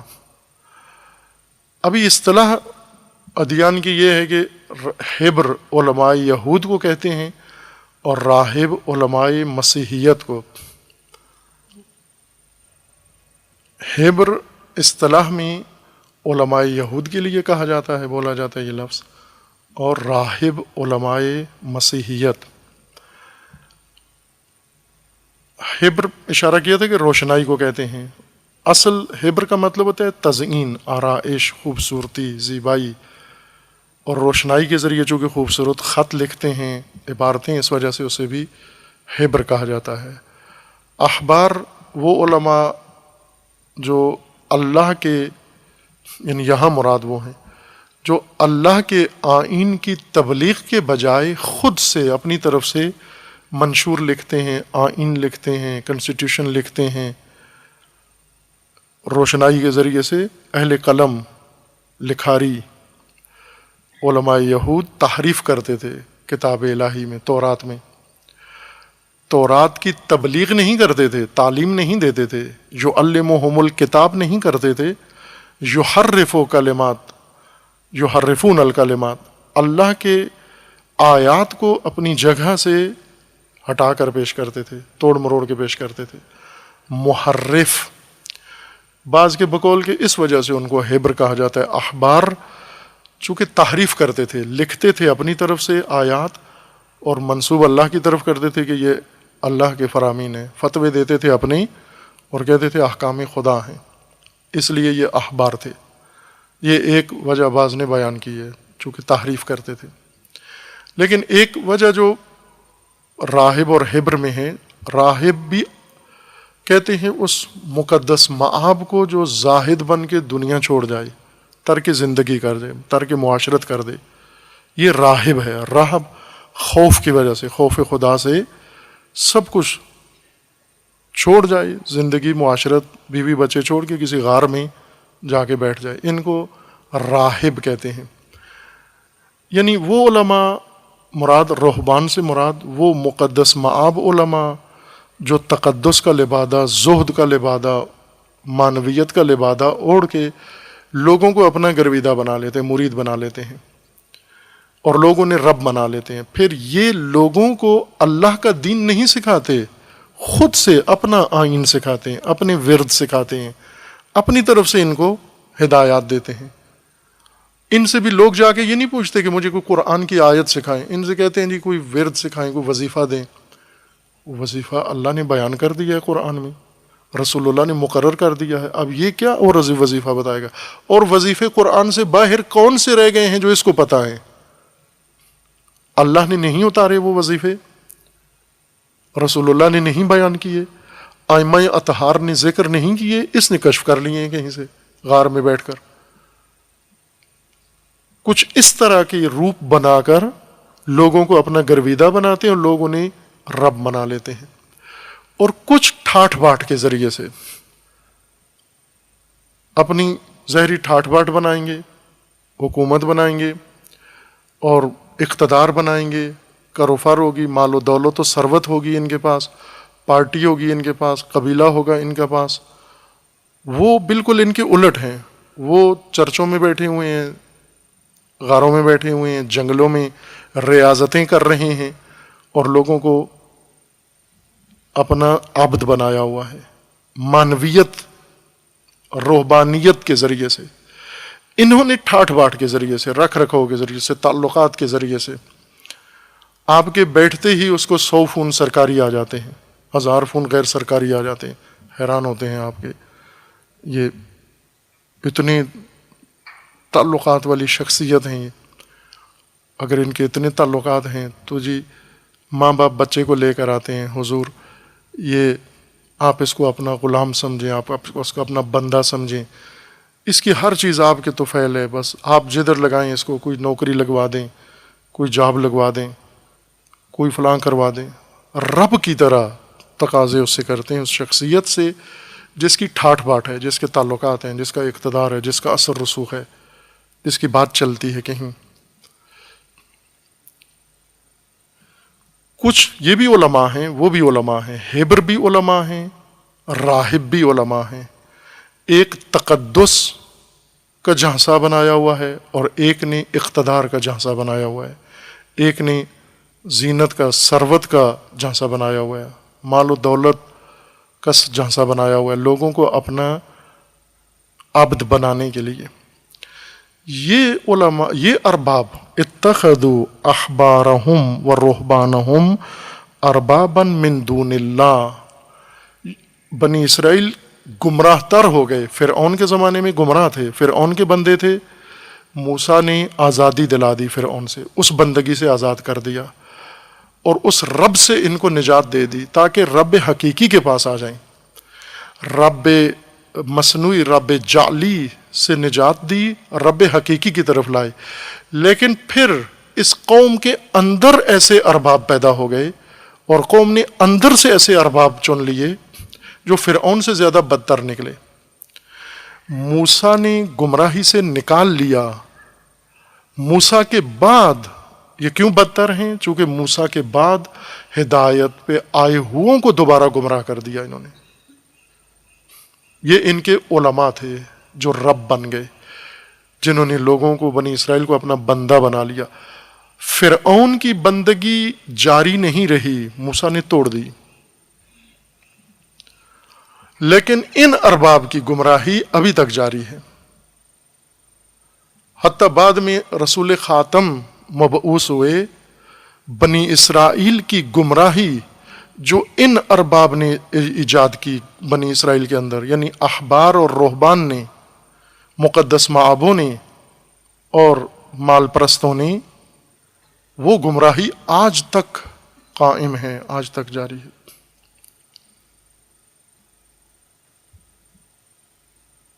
یہود و نصارہ اسی گمراہی کے اندر، ان ارباب کی گمراہی کے اندر ہے، اس لیے یہ خطرناک تر ہیں، زیادہ بدتر ہیں. امام علیہ السلام نے فرمایا یزید سے، نمرود سے، فرعون سے بدتر دشمنان مؤمنین و اسلام. امام نے تشیع کے لیے بیان کیا کہ شیعہ کے لیے یزید سے بدتر لوگ، بدتر لشکر، لشکر بدتر از لشکر یزید. پوچھا کون ہیں؟ امام نے فرمایا یہ علماء ہیں جو بنی اسرائیل کے علماء کی طرح ہمارے شیعوں کو گمراہ کرتے ہیں، انہیں ہماری بات نہیں بتاتے، اللہ کا دین نہیں سکھاتے، اپنی طرف سے گھڑ کے نام ہمارا لیتے ہیں، جھانسا ان کو ہمارے نام کا دیتے ہیں، بات اپنی بتاتے ہیں، راستہ اپنا بتاتے ہیں، ہمارے راستے کے مبلغ نہیں ہیں، آئین الہی کے مبلغ نہیں ہیں۔ یہ اس لیے ان کو کہا کہ یہ بدتر از فرعون ہیں یہ ارباب، چونکہ امام کے کلام میں ان کو ارباب بدتر از فرعون معرفی کیا گیا ہے۔ مفصل حدیث ہے، انشاءاللہ عرض کروں گا میں، بعض اگرچہ ہماری قرآنی ہے لیکن یہ حدیث اس بندگی کے مطلب کو اور خصوصاً موجودہ زمان میں جس میں امت اسلامی مبتلا ہے، و بالخصوص تشیع، بنی اسرائیل کی طرح تشیع مبتلا ہو گیا ہے جس آفت میں، امام علیہ السلام وہ فرما رہے ہیں، یعنی فرعون تھا، طاغوت ہیں، ایک طرف فرائنہ ہے طاغوت، تشیع جن کے تسلط کے نیچے ہے، ایک ان سے ائمہ نجات دے سکتے ہیں، ان طاغوتوں کو شکست دے سکتے ہیں، ان سے اسارت سے نکال سکتے ہیں۔ نکالنے کے بعد جن ارباب کا خطر ہے وہ لشکر ہے بدتر از یزید، یزید سے امام نبرد کر سکتے ہیں، یزید کو شکست دے سکتے ہیں، یزید کو نابود کر سکتے ہیں، ختم کر سکتے ہیں، لیکن جو لشکر یزید سے بدتر ہے وہ نہ، ائمہ اعلان خطر کر رہے ہیں، اس کے بارے میں خطرے کا اعلان کر رہے ہیں۔ امام حسین نے جس لشکر سے نبرد کی اور اس کو شکست دے دی، اپنی جان دے کر، اپنی اولاد کی قربانی دے کر اس لشکر کو نابود کر دیا، اور بعد میں ایک لشکر اس کے لشکر سے بدتر پیدا ہوا، اور امام فرما رہے ہیں کہ میں اس کے خطرے سے آپ کو آگاہ کر رہا ہوں، اس کو شکست نہیں ہوئی، اس کے ساتھ نبرد نہیں ہوئی، اس کی نبرد اور ہے، اس کی نبرد یہ ہے کہ لوگ خود اس لشکر کے بارے میں آگاہ ہوں اور اس کے شر سے محفوظ ہوں۔ ایک جملہ جو امام علیہ السلام نے فرمایا ہے، میں تبرکن تیمنن یہاں پڑھتا ہوں تاکہ اندازہ ہو جائے کہ فرعون سے بدتر ارباب کون ہیں، یہ امام کی زبان میں ہے، میری اصطلاح نہیں ہے، امام نے فرمایا ہے کہ یہ لشکر سے اس سے بدتر ہیں۔ قسمیں بیان کی ہیں، مفصل حدیث ہے، میں اس کے اکثر حصہ پڑھوں گا انشاءاللہ آپ کی خدمت میں، کہ چند قسمیں امام علیہ السلام نے بیان کی ہیں، اور وہ گروہ لشکر جس کو امام فرما رہے ہیں کہ یہ لشکر یزید سے بدتر ہیں، وہ یہ ہیں: وَمِنْهُمْ قَوْمٌ نُصَّابٌ لَا يَقْدِرُونَ عَلَى الْقَدَحِ فِينَا، جو ہمارا مقابلہ نہیں کر سکتے، ہمارے مقابلے میں نہیں آ سکتے، انہوں نے اور طریقہ اپنایا ہے۔ کیا اپنایا ہے؟ یتعلمون بعض علومنا الصحیحہ، یہ وہ لوگ ہیں جو بعض ہمارے علوم پڑھتے ہیں، حاصل کرتے ہیں، سیکھتے ہیں۔ فیتوجہون بہ عند شیعتنا، یہ علوم ہمارے پڑھ کے ہمارے شیعوں کے اندر آ جاتے ہیں۔ وینتقصون بنا عند نصابنا، اور ہمارے دشمنوں کے سامنے یہ تنقیص کرتے ہیں۔ ثم یضیفون الیہ اضعافہ، اور پھر جو ہمارے علوم انہوں نے پڑھے ہیں اس میں اپنی طرف سے بہت کچھ اضافہ کرتے ہیں، اپنی طرف سے بہت کچھ گھڑ کے اس کے اندر ڈالتے ہیں، یعنی چند دنوں کے لیے کہیں جائیں گے ہمارے نام سے منسوب ہونے کے لیے کہ یہ عالم بنے، فلاں جگہ پڑھے ہیں، پڑھ کے پھر اپنی طرف سے بہت کچھ اس کے اندر شامل کریں گے۔ ثم یضیفون الیہ اضعافہ واضعاف اضعافہ من الاکاذیب علینا، یعنی اضعاف دو گنا، دو گنا سے بھی دو گنا، پھر دو گنا کے دو گنا کا دو گنا، اضعاف اضعاف اضعافہ، تین دفعہ تکرار کیا امام نے، مبالغہ کیا، اس معنی میں مبالغہ کہ بڑھایا کہ یہ جو آپ کے پاس بیٹھے ہوئے ہیں ملت کو سکھا رہے ہیں، باتیں بتاتے ہیں، دین سکھا رہے ہیں، یہ ہیں کون؟ یہ وہ ہیں جنہوں نے چند لفظ ہمارے سیکھے ہیں اور اس میں اضعاف اضعاف اضعاف ہی اس کے چند گنا چند گنا کے چند گنا چند گنا کے چند گنا کئی گنا بڑھا کر جھوٹ شامل کر کے ہماری طرف منسوب کرتے ہیں کہ یہ ائمہ نے فرمایا ہے، یہ ائمہ نے کہا ہے۔ التی نحن براء منہا، ہم اس جھوٹ سے بری ہیں، لا تعلقی کا اعلان کرتے ہیں، یہ جو کچھ آپ کے سامنے اسٹیجوں پہ بیان کرتے ہیں یہ ہمارا کلام نہیں ہے، یہ ان کی اپنی من گھڑت باتیں ہیں۔ فَيَتَقَبَّلَهُ الْمُسْتَسْلِمُونَ مِنْ شِيَعَتِنَا، اور مستسلم من شیعتنا، جو فوری تسلیم ہو جاتے ہیں، جو جلدی ہی یقین کر لیتے ہیں یہ تو بڑے مخلص لوگ ہیں، فوراً ان کے جھانسے میں آ جاتے ہیں۔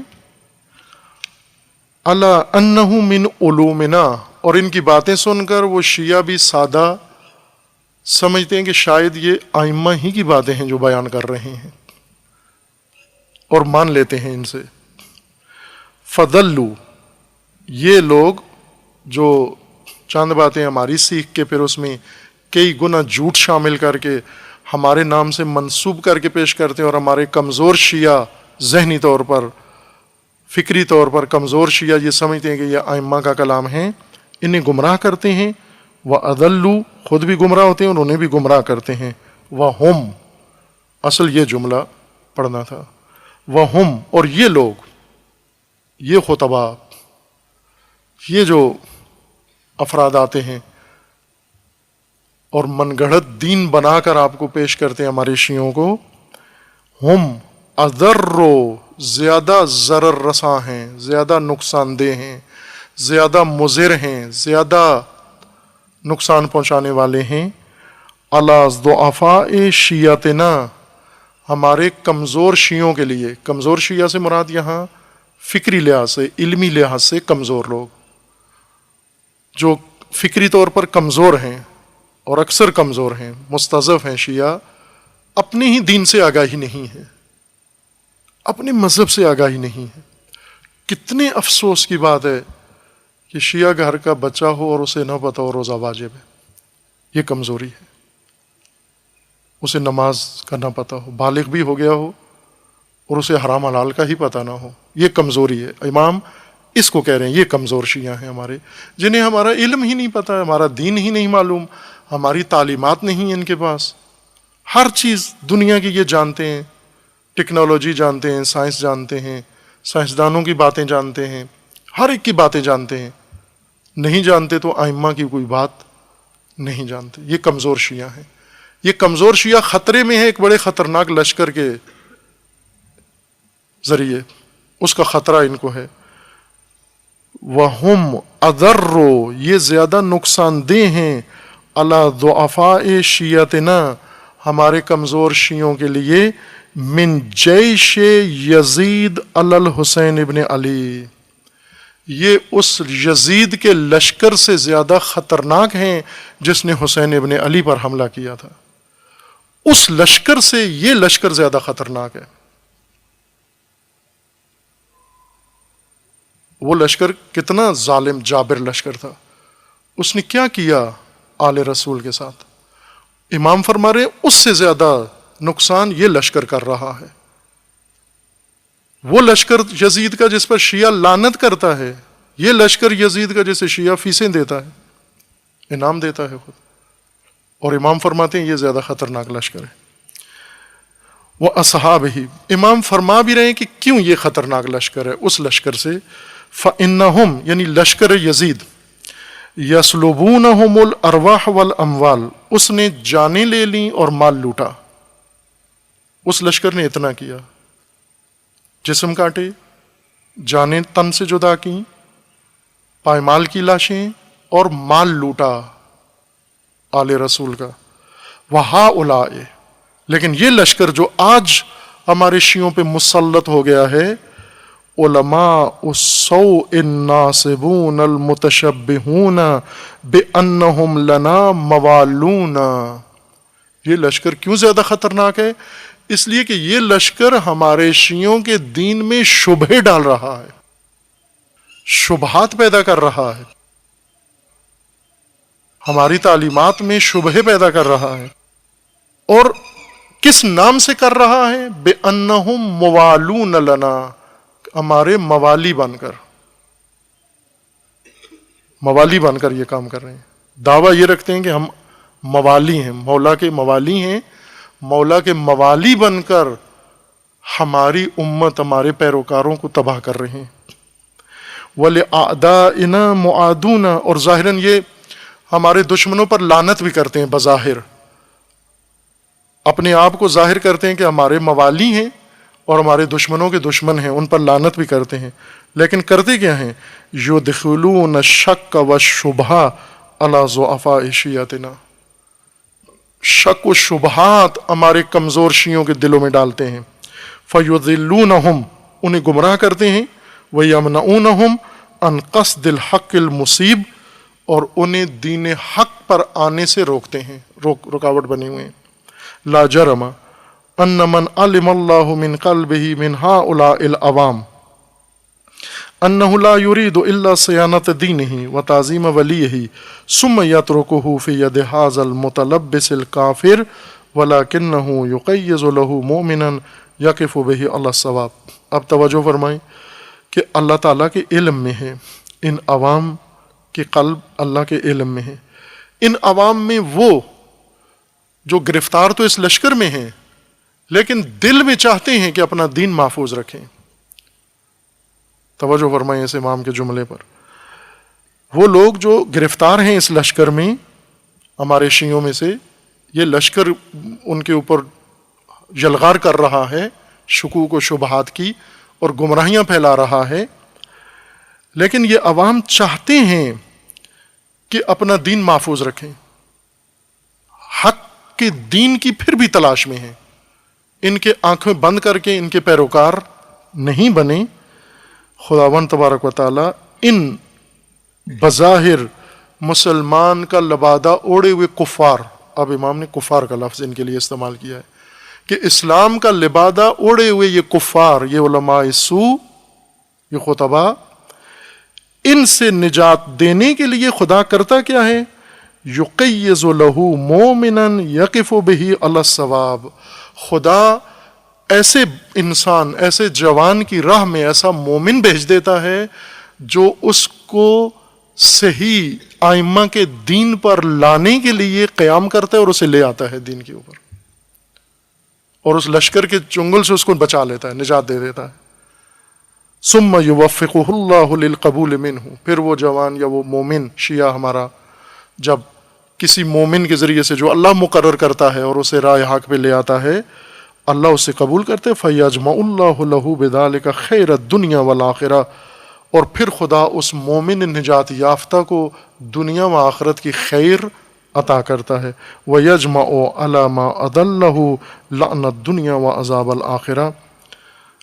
یہ حدیث کا صرف ایک پیراگراف میں نے پڑھا ہے، حدیث اس سے پہلے بھی ہے اور اس کے بعد بھی ہے. یہ بیچ والا جملہ اس لیے پڑھا تاکہ قرآن کی اس آیت کو سمجھ جائیں. ہیبر و راہب دو قسم کے لبادوں میں ارباب ہیں فرعون سے خطرناک. تقدس کے لبادے میں ملبوس راہب جو بظاہر زاہد بنے ہوئے ہیں اور تارے کی دنیا بنے ہوئے ہیں، لیکن ارباب ہیں اللہ کے مقابلے میں اور لوگوں کو دین خدا سے باہر کر کے اپنا دین سکھا رہے ہیں. اور وہ جو ٹھاٹ باٹ کے ذریعے، دولت و ثروت کے ذریعے، اقتدار کے ذریعے احبار ہیں، ہبر ہیں، یہ بھی ایک اور طریقے سے لوگوں کو اپنے سلسلے میں، اپنی جماعتوں میں لانے کے لیے اپنا بندہ بنا رہے ہیں، خود رب بنے ہوئے ہیں. باقاعدہ ہمارے بندوں کو، اللہ کے بندوں کو آئین بنا کے دیتے ہیں، منشور بنا کے دیتے ہیں کہ یہ ہے، آپ اس راہ پہ چلیں، یہ آپ کی نجات کا راستہ ہے، ہم آپ کو بتا رہے ہیں. خوب یہ ہبر و راہب، قرآن کا فرمانا ہے کہ یہ یہود کی اور بنی اسرائیل کی بدبختی کا باعث بنے ہیں نہ فرعون سے نجات ملی، ان سے ابھی بھی نجات نہیں ملی۔ ہبر نے جو کام کیا ابھی تک یہود اسی پہ ہیں۔ راہب نے مسیحیت کو جدھر ڈالا، مسیحیت ابھی بھی وہیں پر ہے، عیسیٰ کی راہ پر نہیں ہے۔ وہ یہ مسلمانوں کو بتایا جا رہا ہے کہ بندگی چھوڑو گے اللہ کی، پھر خطرناک ترین ارباب آپ پر مسلط ہو جائیں گے جو آپ کی حالت بنی اسرائیل و یہود جیسی بنا دیں گے، ملعون دنیا و آخرت میں بنا دیں گے۔ ان کے ربوبیت سے نکلنا ہے، ان کی بندگی سے نکلنا ہے، اللہ کی بندگی میں آنا ہے۔ وہ کون ہیں جو پھر اللہ کی بندگی میں لائیں؟ ان کا بھی ذکر قرآن نے کیا ہے، وہ علماء، امام علیہ السلام نے بھی ان کا ذکر کیا ہے جو اللہ کا آئین آپ تک پہنچاتے ہیں۔ علماء ربانی، علماء جن کے اندر خشیت خدا ہے، وہ جو ہرگز نہیں کہتے کہ کونو عبادا لی من دون اللہ بل کونو ربانیین، جو لوگوں کو اللہ کا بندہ بناتے ہیں، نہ اپنا بندہ بناتے ہیں، اپنا پیروکار نہیں بناتے، یا اللہ کے آئین کے مقابلے میں آئین نہیں بتاتے، اپنی طرف سے من گھڑت قوم کو نجات کا ذریعہ قرآن کے علاوہ نہیں بتاتے، قرآن سے بتائیں۔ وہ بھی قرآن کریم کے اندر مذکور ہے۔ اب اس خطرناک ترین نو ربوبیت کی، اربابیت کی، یہ سمجھنا ضروری ہے کیونکہ اس میں گرفتار ہیں، اسی کے اندر مبتلا ہیں۔ امام علیہ السلام بھی فرماتے ہیں کہ شیعہ طاغوت شیعہ کو نہیں گمراہ کر سکتا، یزید، شیعہ یزید کو شکست دے سکتے ہیں، لیکن بعد میں جیسے موسیٰ فرعون ڈبو سکتے ہیں، لیکن فرعون کے بعد جو ارباب پیدا ہوں گے، ہبر اور راہب، ان سے موسیٰ کیسے ان کو بچائیں؟ یزید کے لشکر سے تو شیعہ کو نجات مل سکتی ہے، اس لشکر سے جو یزید کے لشکر سے بدتر ہے، شبہ ڈالنے والا، اس سے کیسے شیعہ بچے گا؟ اس سے کیسے مسلمان بچے گا؟ بندگی بچاتی ہے، اللہ کی بندگی اور ربوبیت خدا میں آنا انسان کے لیے تحفظ ہے۔ اسے بعد میں انشاءاللہ بیان کریں گے۔ صلی اللہ علیہ وسلم۔